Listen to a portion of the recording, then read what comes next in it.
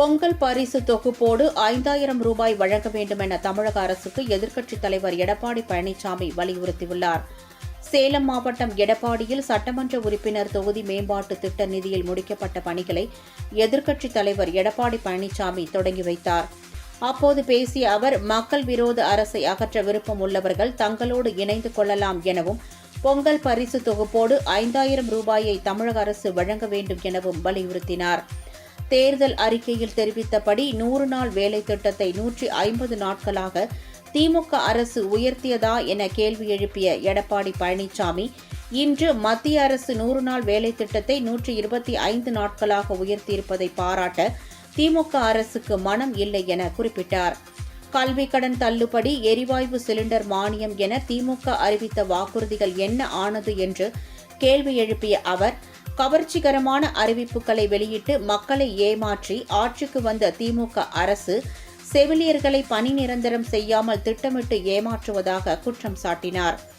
SIR நடைமுறைக்கு பின்னர் 1 கோடி வாக்குகள் நீக்கப்பட்டதாக தவறான தகவல் கூறினார் எனவும், போலி வாக்காளர்கள், இரட்டை வாக்காளர்களை தான் தேர்தல் ஆணையம் நீக்கியிருப்பதாகவும் அவர் தெரிவித்தார்.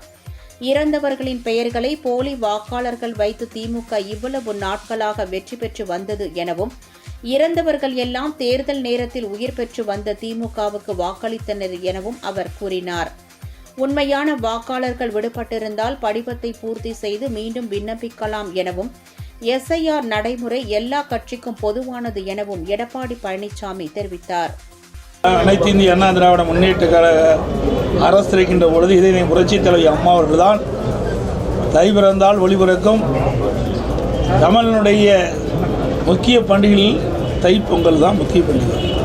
அந்த பண்டிகை மகிழ்ச்சியோடு அனைத்து மக்களும் கொண்டாட வேண்டும் அடிப்படையில் தான் இந்த பொங்கல் தொகுப்பை கொடுத்தாங்க. அம்மாவுடைய அரசு இந்த பொங்கல் தொகுப்பு கொடுக்கின்ற பொழுது அதோட குடும்ப அட்டைக்கு 2500 ரூபாய் நிதியும் கொடுத்தோம். இது அதிமுக ஆட்சியில் தொடர்ந்து பொங்கல் தொகுப்பு வழங்கப்பட்டு வந்தது. இந்த அரசு திட்டமிட்டு செயல்படுத்த வேண்டும். நீங்கள் சொன்ன மாதிரி குறுகிய காலம் தான் இருக்கின்றது. இந்த பொங்கல் தொகுப்பு எவ்வாறு வழங்கப்படும் என்ற அறிவிப்பு இதுவரைக்கும் வழங்கல. நான் ஏற்கனவே என்னுடைய எழுச்சி பயணத்தின் போது தெரிவித்தேன். கோபிச்செட்டிப்பாளையத்தில் நடைபெற்ற அந்த எழுச்சி பயண பொதுக்கூட்டத்தில் நான் தெரிவித்தேன், திராவிட முன்னேற்ற கழக அரசு இதுவரைக்கும் இந்த ஏழை எளிய மக்கள் தைப்பொங்கல் அன்று மகிழ்ச்சியாக அந்த பண்டிகை கொண்டாட முடியாத ஒரு சூழல் இருக்கின்ற அந்த மக்களுக்கு இந்த ஆண்டு திராவிட முன்னேற்ற கழக இறுதி ஆண்டு, இதற்கு மேல் இந்த ஆட்சிக்கு வரமாட்டாங்க.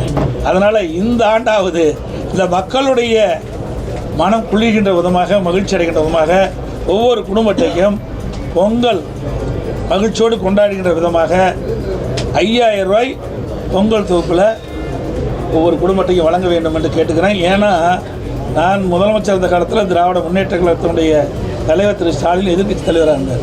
அப்போது நாங்கள் ஒவ்வொரு குடும்ப அட்டைக்கும் 2500 ரூபா கொடுத்தோம். அப்போ ஏன் 5000 ரூபா கொடுக்கக்கூடாதுன்னு இதே முதலமைச்சர் கேள்வி எழுப்பினார். அதைத்தான் நாங்களும் வைக்கிறோம்.